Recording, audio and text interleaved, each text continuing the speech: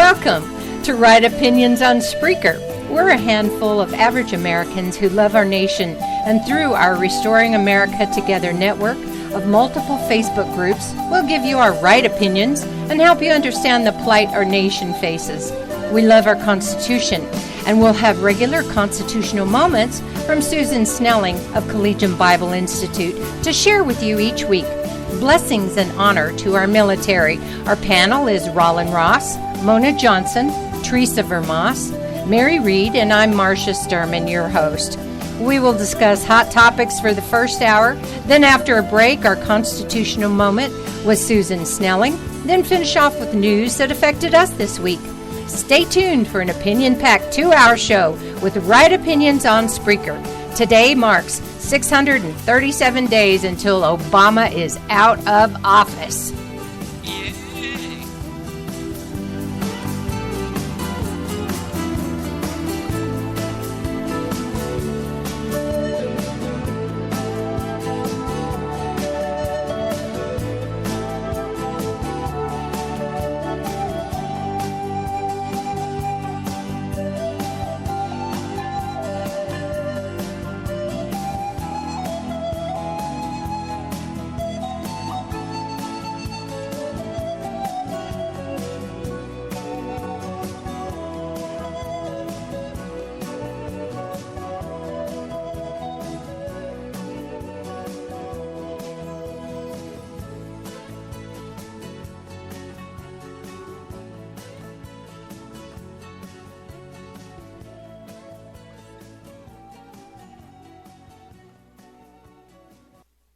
Well, here we are on Right Opinions, and we're glad you're with us today.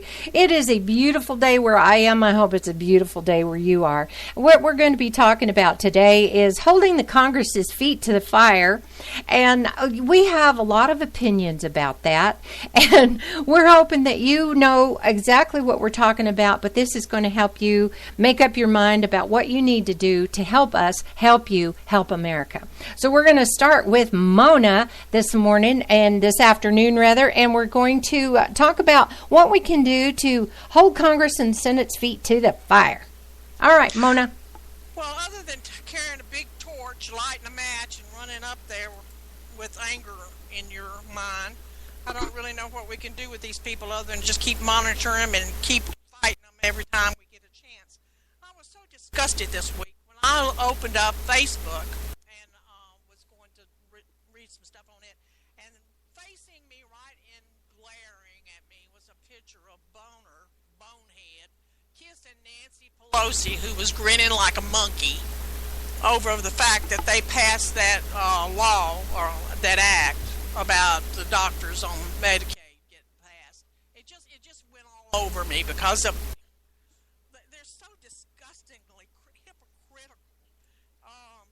The other thing is when I was reading about Mitch McConnell, our wonderful leader in the Senate, who has taken Harry Reid's place in power and glory, he had cut a deal that if they worked together to pass the act on or the law, I don't even know what they call these things anymore, they so seldom do anything, but on the sexual trafficking act, if it got that passed, then he would support that woman that's up to take Holder's place today. They're voting on that today. And it's just all this Mickey Mouse stuff going on in the background that we have absolutely no idea what these people are doing up there.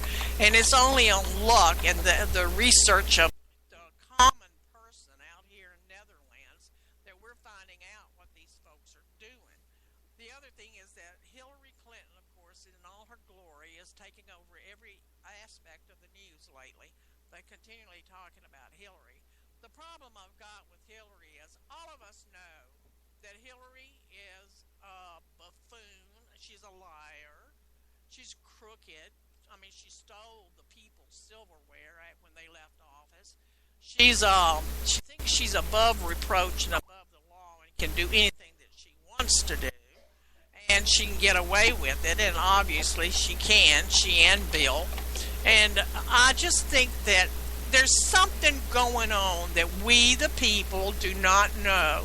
All this coming out about her and her acts while she was Secretary of State and all all the deductions and money that was given to their, what are they, for not for profit or whatever they got. Anyway, all that coming out now. This is 2015. You know, the election is not until November of 2016. The American people have very short memories. I think they're either clearing the cobwebs out and getting all the scandals out so that by the time the election comes, people will say, oh, that was back then. That don't mean anything now. That's old news. I mean, that's the way the American voter tends to think. The other part of it is that there's a possibility that Hillary, she is such an egomaniac that I can't see that somebody would be able to control her like they can control Obama. And anyway, and I think that it's possible that Soros or somebody like that is not going to back her and is trying their best just to knock her out of the race so that they can get somebody else in that they can easily control. There's something going on. I don't know what.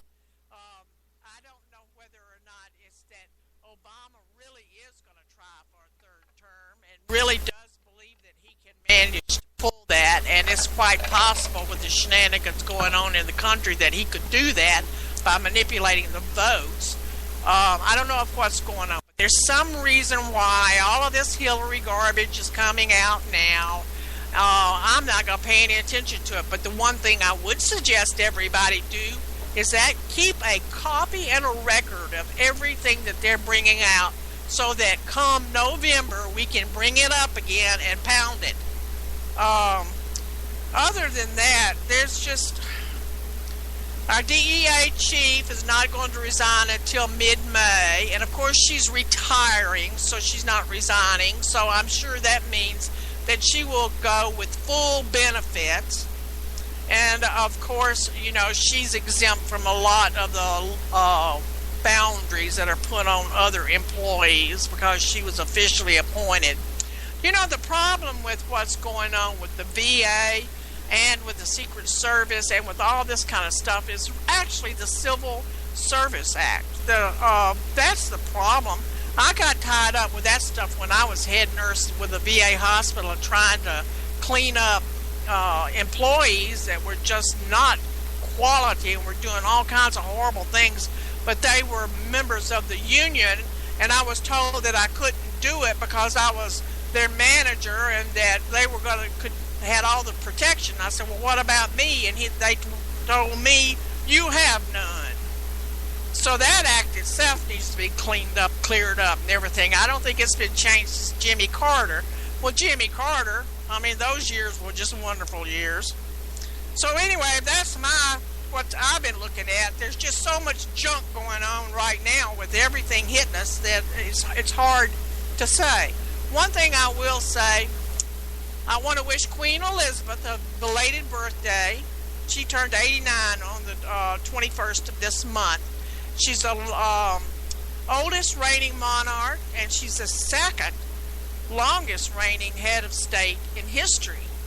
And she's a woman to be admired for her longevity, if nothing else. And of course, I'm an Anglophile, so I really do love the royal family.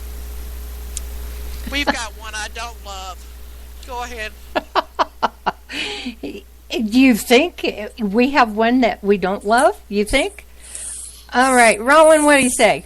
Well, I think, the only thing that we can do is try to get in contact with our representatives and our senators in our respective states and to get it across to them that they've got to do something. Now, they're saying, and of course we only know what we can read in newspapers, hear over the radio, or on internet, TV, if it's true or not.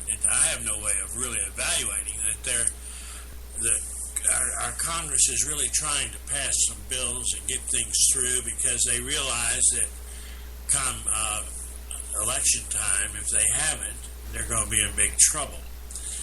Which leads me to the point I want to make. is that we're going to be pretty, from what I can understand and read, and we're going to be pretty right as far as the House is concerned. But the Senate is in real question, and we cannot afford to lose the Senate. And we're spending all our time talking about Hillary and a presidential election, and it's really too early, as we all agree, to be talking about presidents when we don't even know who's going to be running. There's only been 3 or 4 that's, said that they would be running. So, hopefully in the next couple of weeks we'll know what the true picture. But we have in our Senate a big problem. And the big problem is that there's 34 seats open. And 24 of those seats are Republican. And in some of those states are states that Obama won. So they're on the fence of what to do. So we need to really, people, check into your states to see who's running for your Senate. We'll be publishing the states that will have elections for senators. And we really need to watch our Senate, because if we don't get the Senate, then they can block every bill that the House puts through, and it won't get to the president's desk. And so that's the main thing we got to be watching. But I can't overemphasize, we think we're not doing any good. But you know what? If enough people get in contact with the representatives and their senators, it's going to wake them up, because they're not all fools. They're not all assholes. Pardon my language. Some of them are good people, and they care about their country. And of course, there's a lot there that don't, and that's why we want to get a change of election, get changes in our election.